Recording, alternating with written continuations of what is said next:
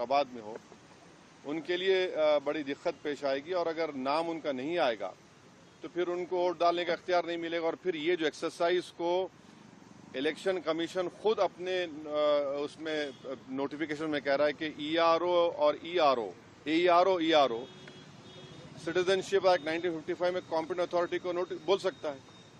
अब जिसका नाम नहीं आएगा वो तो अपना वोट भी खो देगा, उसकी लाइवलीहुड का भी उसको एक नुकसान हो जाएगा। तो ये सब बातें हमने उनके सामने रखी। बहुत देर तक हमारी मीटिंग हुई। उन्होंने अपनी बात को कहा, उन्होंने भी बताया हमको। अब ये हमारी आज की मीटिंग की ये वो माने मोटा मोटा ये जो हुआ। एक के बाद एक पहले मैडम को। विपक्षी पार्टियां जो दूसरी है वो सुप्रीम कोर्ट पहुंच गई है इसी मुद्दे को लेकर। कह रही कि एफआईआर जो है वो कहीं न कहीं इस वजह से भी किया जा रहा है ताकि बीजेपी को फायदा हो सके। वहाँ नोटिस इशू किया 10 तारीख के लिए। अब हमारी पार्टी में भी हम बैठ के बात करेंगे और इस पर क्या फैसला लेंगे। मगर हमारा एक ही है कि आप इतने कम टाइम में एक्सरसाइज कैसे कर पाएंगे। बहुत टाइम कम है। एसआईआर में भाई जो लोग जो अपना एड्रेस चेंज कर लिए उनको क्यों आप पूछ रहे हैं बर्थ सर्टिफिकेट।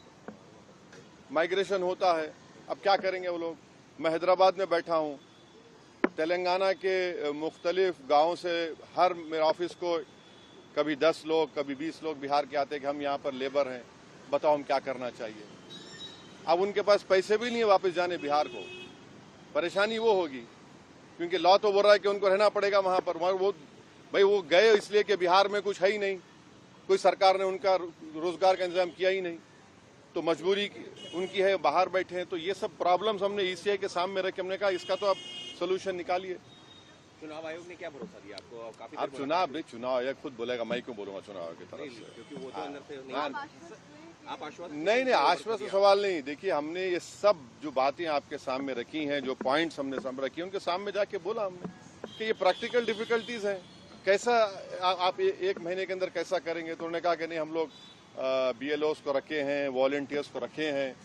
तो ये से है कि जल्दबाजी में अगर 15-20% लोगों के नाम भी मिस हो गए और फिर आप देखिए मिस जब हो जाएंगे तो उसका सिटीजनशिप का मामला हो जाएगा। ये तो आप वही तो आसाम का डिओटर हो जाएगा फिर।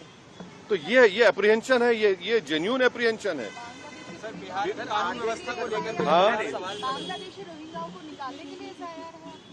अरे देखिए फिर 2024 में किसको वोट डालने दिया आपने? 24 में आपने वोट दिया, मैंने वोट डाला बिहार में। हमारा देखिए एक सिनारियो विजुअलाइज करिए आप लोग।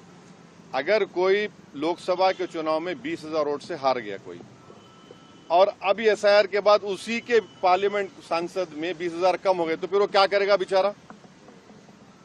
उसको राइट मिलना चाहिए। तो राइट तो रिकॉल तो हमारे पास नहीं है।